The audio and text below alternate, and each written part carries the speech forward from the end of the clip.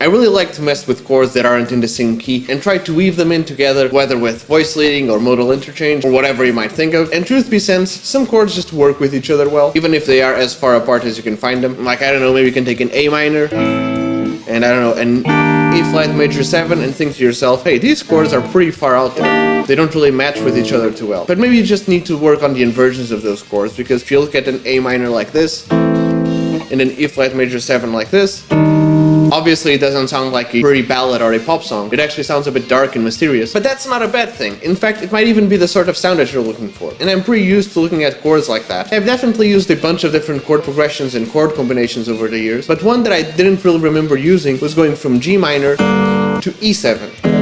And once again, it is one of those chords that you can kind of use pretty well. Like, you can use a G minor like this, then use this shape for an E7. Technically it's more like a D diminished, but if you add the E on the bass, it then molds into an E7. But looking back on all my songs, even if we changed keys, I don't think I ever used this chord progression. I don't know, I guess I probably just never thought of it. Up until when I was working on my latest release song, Loosen the Grip, which if you haven't yet, you can and should go check out anywhere you listen to your music at. I was working on this riff with triplets, and I was doing like a G minor chord, pretty standard, and then I went to this inversion of a D minor. It's the notes of a D minor, but they're just out of order. You have the F on the bass, you have the D on the 4th string open, and then you have the A on the 2nd fret of the 3rd string. And while looking at this chord, I then noticed that if I moved everything down a fret, I would have an E7. It wouldn't just be alright to just move in with the E7 like that, because they're not in the same key, right?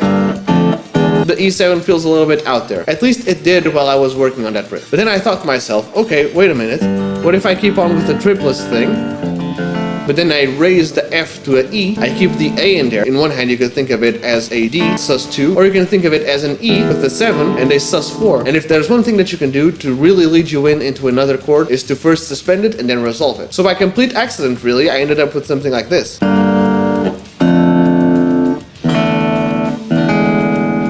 And my first thought was, okay, we're in E7, we can modulate to A minor and do some other sorts of riffs there. Even if it's just going back to the same thing, then switching to another key.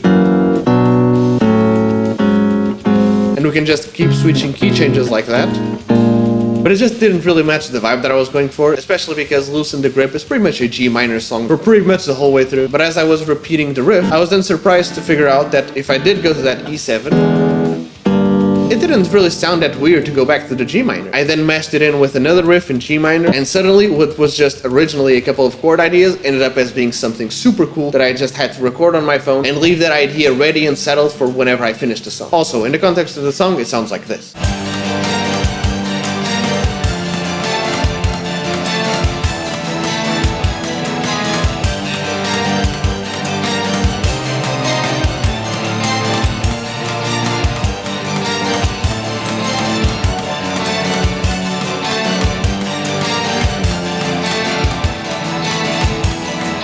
Is this sort of chord play something that you do very often, where you mess around with different chord shapes and different chord inversions and try to figure out different ways to voice lead them into each other or do modal interchange or whatever it might be? Let me know. Don't forget to leave a like, comment, subscribe, turn on all the notifications, follow and stay tuned for more, because I'm releasing new songs every week and I'm releasing new videos every day, twice a day. If you enjoyed this one, I'm pretty sure you'll enjoy the other ones. And while you're at it, why not share them with a friend who might also enjoy them? In case it wasn't obvious already, go check out my latest release song, Loosen the Grip, anywhere to listen to your music at. And once again, thank you so much for your support in these songs and videos. It really means a lot and makes all the difference, and I can only thank you guys so much. And all I can really say is I hope to see you in the next video. But until then, cheers!